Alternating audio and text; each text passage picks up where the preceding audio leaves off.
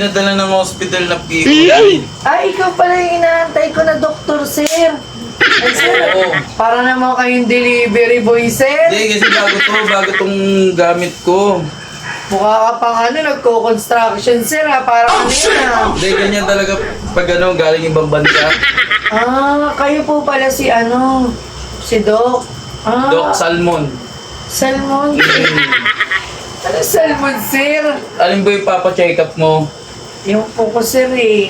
Yung po mo? Bakit? Wasak-wasak na ba yan po? Sir, eh. Napakahirap, sir. Mahirap ba? Tsaka masakit na siya, Ayan, sir. matutulungan kita dyan.